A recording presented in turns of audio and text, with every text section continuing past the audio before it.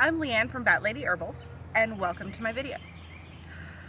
Today, I wanted to introduce you to a plant that is quite often mistaken for clover, even though it's probably closer to a shamrock, and that is Oxalis.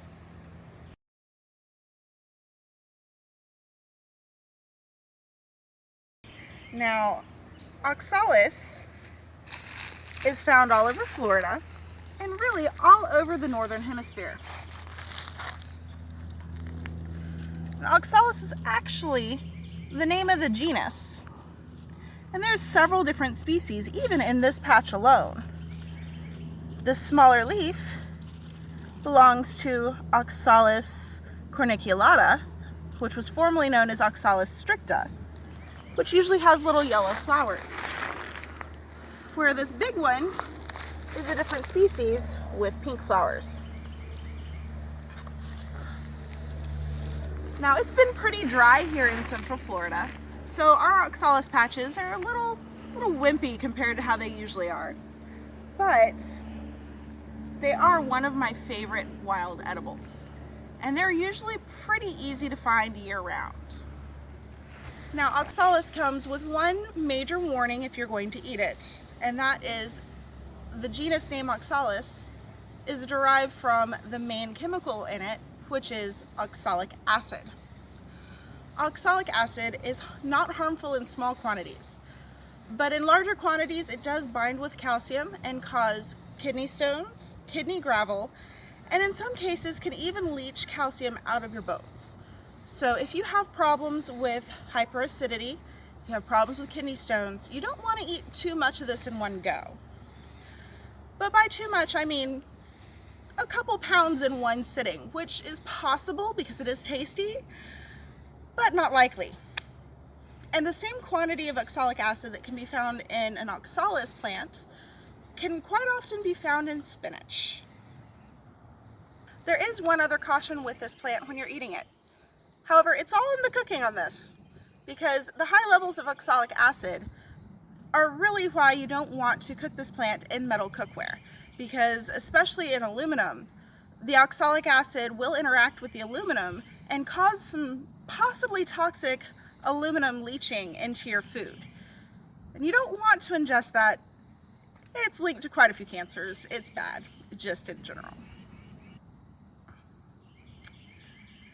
Now, some of the ways that you can use this plant is you can actually eat it fresh on the trail. Just make sure you wash off any trail dirt and dust off of it before you do. Makes a great snack. You can do that with the leaves, the stems, and the flowers. But also, if you dig down into the ground a little bit, you'll find a root. And during certain times of the year, certain species of Oxalis also have a fleshy tuber that actually really makes a great crunchy treat. You can eat that raw as well, but I like to pickle it.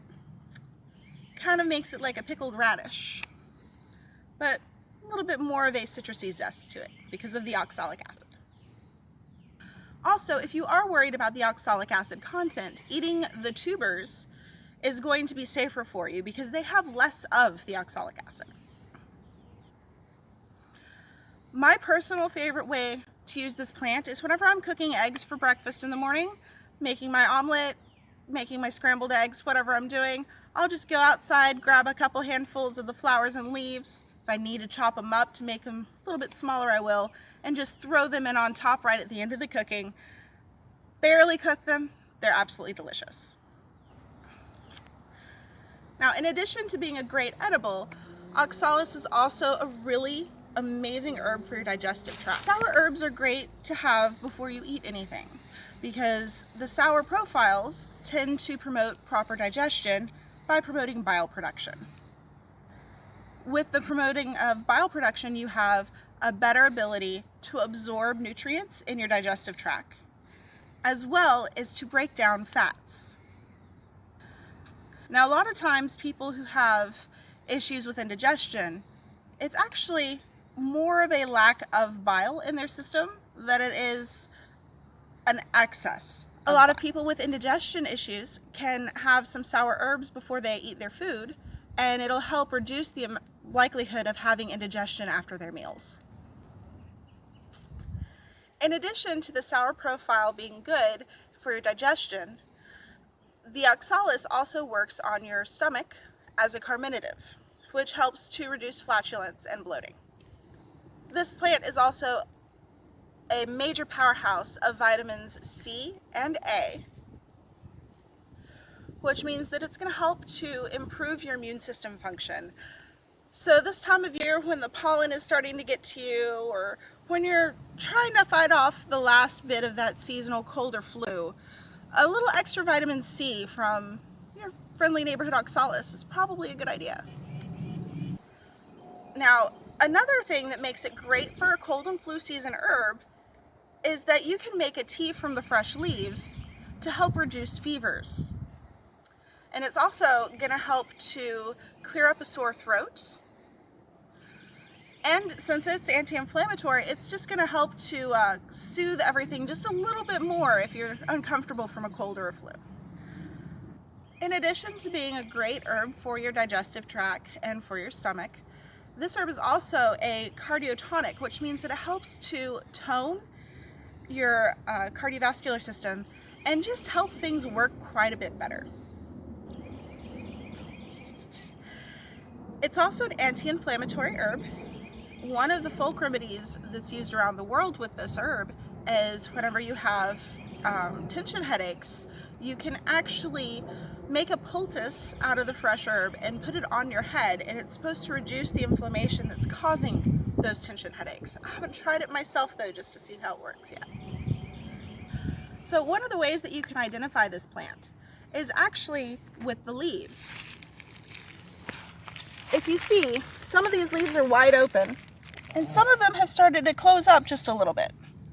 This is an identifying feature in all oxalis plants, because as they get all their nutrients from the sunlight, they close up to rest for the rest of the day. Otherwise, most of them are heart-shaped. Some of them are a little bit more pointed than others, like this one here. This is the third species in this patch. It looks a little bit more triangular.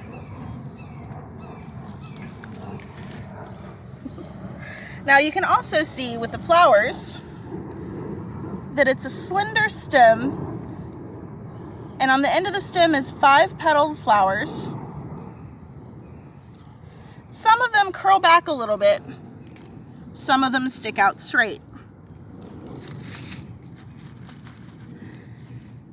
Now the more common species you'll find in Florida are either going to be this pinkish purplish color, or they're going to be smaller and yellow. But there is a species in Ireland, which is one of the common shamrocks, with leaves that are a little bit bigger than this here, and white flowers. This time of year, around March, you can sometimes find it in grocery stores sold as a shamrock. So the Oxalis corniculata is one of the yellow flowered varieties. You can see it here. Granted, these aren't quite fully open yet, but this is a much smaller leaf and a much smaller flower than that other oxalis we had in the previous patch. Oh, there's one that is open. And this one here is open, so you can see how pretty these little yellow flowers are.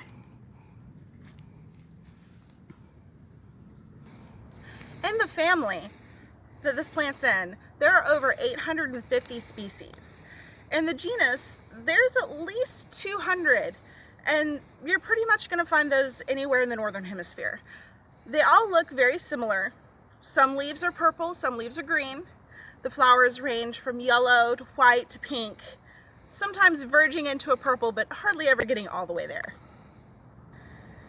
And as far as I'm aware, all of these species can be used pretty much interchangeably. Some of them are going to have a little bit more acidic qualities than others, so those are the ones that you might want to use in cheese making, and some of them are going to have less of the acidic qualities. So thank you for joining me today. As I said, I'm Leanne from Bat Lady Herbals. Now, if you like what I'm doing, please feel free to find me at Patreon and become a patron. Don't forget to find my blog, like and subscribe to it, as well as like and subscribe to this video, this channel. Make sure you share it with all your friends. And I do want to say that if you like the shirt that I'm wearing today, hop over to Teespring and see what other designs I have in my store. All those links are going to be down below. Thank you very much and have a wonderful day.